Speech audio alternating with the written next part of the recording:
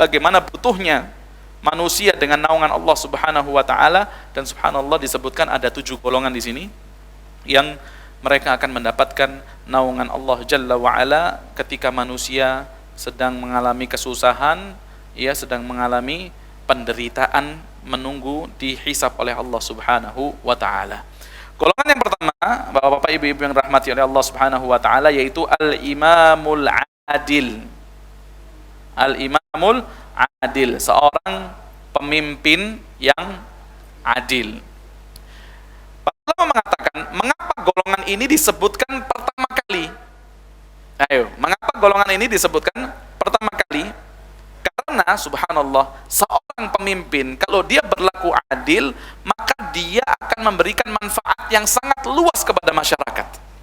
Bukan manfaat pada 1, 2, 3, 10 orang, bukan, tapi bisa jadi beribu-ribu, berjuta-juta bahkan orang yang akan mendapatkan syafaat.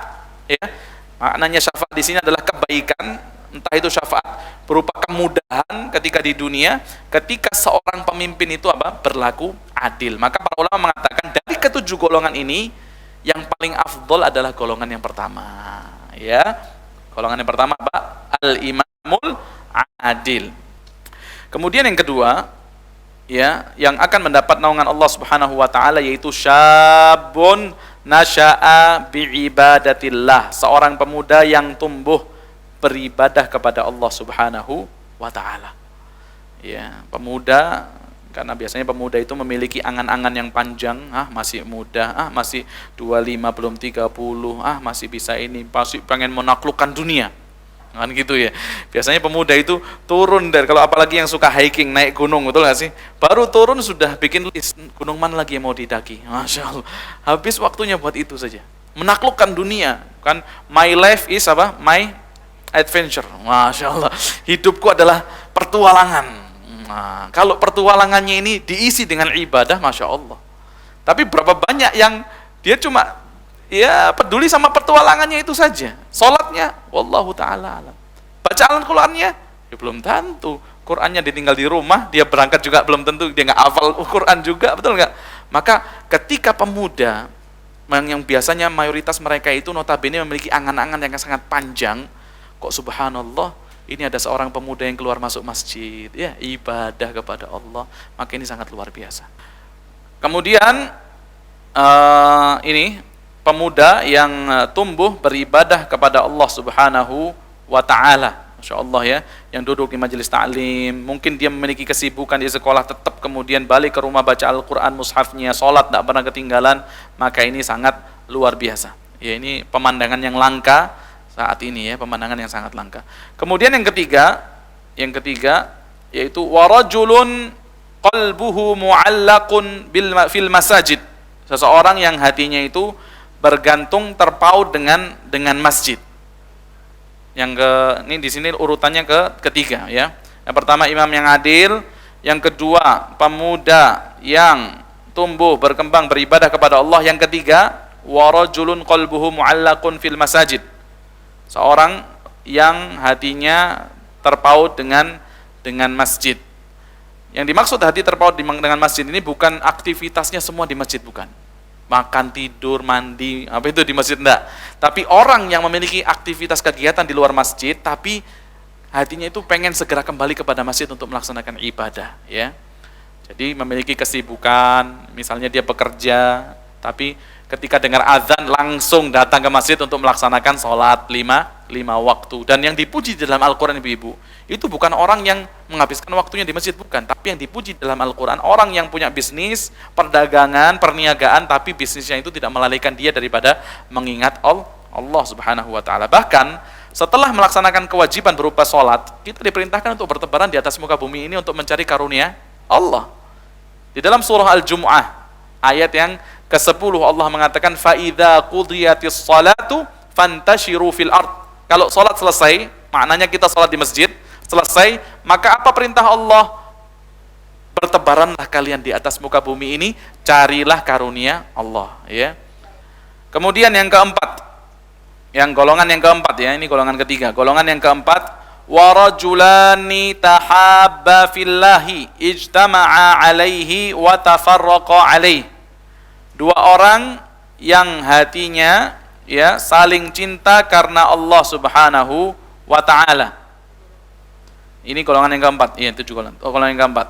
Dua orang yang saling mencintai karena Allah, mereka berkumpul dan berpisah karena Allah Subhanahu wa taala. Jadi mencintai bukan hanya karena nasab, bukan hanya karena suku, mungkin satu daerah ya, satu kampung, biasanya sama-sama merantau di Jakarta, Masya Allah ya, ini ada tetangganya atau seperti apa, tapi cinta karena Allah Subhanahu wa ta'ala. Misalnya kalau dia mendapati saudara muslimnya, Masya Allah, senantiasa mengingatkan dia kepada kebaikan. Kalau ada pintu-pintu kebaikan diingatkan. Contohnya, ada pintu kebaikan nih, ayo kita datang kajian, maka dibawa, kita dikasih flyernya, berangkat kajian bareng. Atau misalnya, ini ada yang butuh bantuan, ada teman kita yang sakit, mau ini enggak, mau jenguk enggak, maka kita kasih tahu sama dia.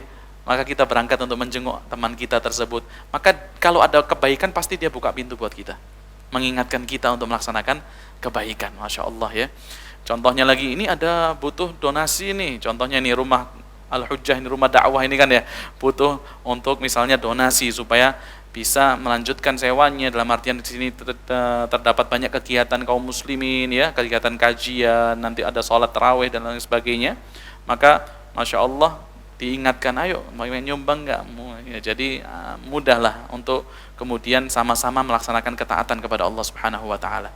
Ya, jadi kalau ada orang yang seperti itu, Masya Allah, kita ya disyariatkan untuk mencintai orang tersebut karena Allah Subhanahu wa ta'ala.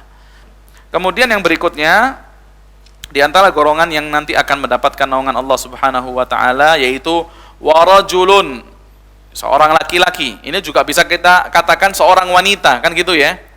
Kalau laki-laki diajak, da'athum ra'atun dzatu mansibin wa jamal, ya, diajak berzina oleh seorang wanita yang memiliki kedudukan lagi cantik jelita, faqala inni akhafullah, lantas kemudian dia mengatakan, aku takut kepada Allah. Kalau wanita ya diajak berzina oleh seorang laki-laki yang memiliki kedudukan ya, berpenampilan yang menarik, maka wanita tadi mengucapkan inni akhafullah. Maka para ulama mengatakan mengucapkan di sini bisa dengan dua kondisi. Yang pertama yaitu faqala bilisanih, mengucapkan dengan lisannya, langsung disampaikan. Ketika diajak gitu, dia mengatakan inni akhafullah.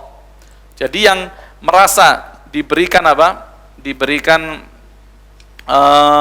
peringatan bukan hanya dirinya, tapi orang yang mengajak dia berzina. Diingatkan juga bahwasanya ya, ada Allah Subhanahu wa taala yang melihat segala sesuatu yang kita kerjakan, mendengar apapun yang kita ucapkan, mengetahui apapun yang kita kerjakan, maka diucapkan inni akhafullah, aku takut kepada Allah. Adapun kondisi yang kedua yaitu faqala fi qalbi, dia mengucapkan di dalam hatinya. Berarti kalau dia mengucapkan di dalam hatinya, siapa yang mendengar? Dia sendiri ya. Dia ingatkan dirinya bahwasannya ada Allah Subhanahu wa taala, sehingga mudah bagi dirinya untuk meninggalkan perkara yang haram. Dan ini sangat apa? Ya, fitnah wanita atau fitnah lawan jenis ini adalah sesuatu yang susah untuk dihindari kecuali orang yang takut kepada Allah Subhanahu wa taala, ya. Kecuali orang yang takut kepada Allah Subhanahu wa taala. Kemudian golongan yang keenam nih, wa rajulun tasaddaqa bi sadaqatin fa akhfaha hatta la ta'lama shimaluhu ma tunfiqu yaminuh. Dan seorang yang bersedekah dengan sebuah sedekah lantas ia sembunyikan sedekah tersebut. Jadi hukum asal bersedekah itu adalah sembunyi-sembunyi, kecuali ada maslahatnya. Kecuali ada maslahatnya, maka boleh dibuka sedekahnya. Contoh misalnya kita untuk menyelenggarakan dakwah, kajian misalnya butuh sedekah, butuh infak ya daripada orang yang datang kajian misalnya, maka kemudian dia ambil uang untuk diletakkan, untuk disumbangkan, untuk memotivasi yang lainnya supaya ikut bersedekah, maka ini juga perkara yang baik. Tapi ada syaratnya, orang tersebut harus dapat menjaga hatinya daripada sifat riya, sifat ingin dipuji ya. Maka kalau dia sudah dapat insya Allah mantap, maka dia lakukan itu insya Allah, maka dia akan, kalau ada orang yang bersedekah setelahnya, dia juga akan mendapatkan pahala seperti orang yang bersedekah setelahnya. Dan Allah tidak akan mengurangi pahala orang yang bersedekah setelahnya ya. Kata Rasulullah SAW, man sanna sunnatan hasanatan, siapa yang memberikan contoh dengan contoh yang baik, diikuti orang setelahnya, maka dia mendapat pahala dia sendiri, tadi beramal tadi, bersedekah tadi, kemudian pahala orang yang mengikutinya. Yang mengikuti berapa? 10. Dia dapat 10 lagi. Tanpa Allah mengurangi pahala orang yang 10 tadi. Jadi yang 10 dapat pahalanya, adapun dia dapat berapa berarti? Berapa pahala? 11 pahala. 10 daripada orang yang mengikutinya, 1 pahala daripada yang dia lakukan sendiri. Ya. Jadi kalau bisa menghindarkan daripada sifat riya, ujub, maka boleh kita mengeluarkan sedekah dengan terang-terangan. Atau misalnya maslahat yang lainnya, contohnya kita mau bersedekah, tapi kita ingin agar sedekah kita ini tepat sasaran. Ya, tepat sasaran, saya mau kasih majelis taklim ya. Yang mana ya? Karena Masya Allah majelis taklim sekarang banyak, betul nggak? Bukan majelis taklim yang, bahkan majelis yang aneh-aneh, yang nggak sunnah banyak juga. Kita khawatir mau taruh di mana, kita khawatir. Maka tanya kita sama orang, yang mana ya? Kemudian dikasih tahu, yang ini loh masjidnya, majelis taklim yang ini loh. Maka insya Allah harta kita akan lebih bermanfaat untuk kemajuan agama gitu ya. Maka ini dipraktekkan juga oleh salah seorang sahabat yang bernama Yazid. Dia berangkat ke masjid, Bu, bawa harta dia, ditaruh di orang di masjid itu. Dia mengatakan, ini sedekahku, berikan kepada orang yang memerlukan. Nah, biasanya orang kalau di masjid kan tahu siapa yang butuh, siapa yang lagi anaknya lagi sakit, misalnya gitu ya. Maka dikasih itu hartanya, dia pulang. Tiba-tiba ada anaknya datang, atau orang miskin datang banyak, termasuk diantara anaknya yang kasih sedekah. Itu ternyata anaknya dapat bagian daripada harta bapaknya. Anaknya pulang mengatakan, tadi saya ke masjid dapat sedekah, dapat uang. Maka bapaknya mengatakan, itu kan harta saya. Sedangkan kamu anak saya. Kamu nggak berhak mendapatkan apa? Sedekah itu. Anaknya ngotot, aku juga butuh.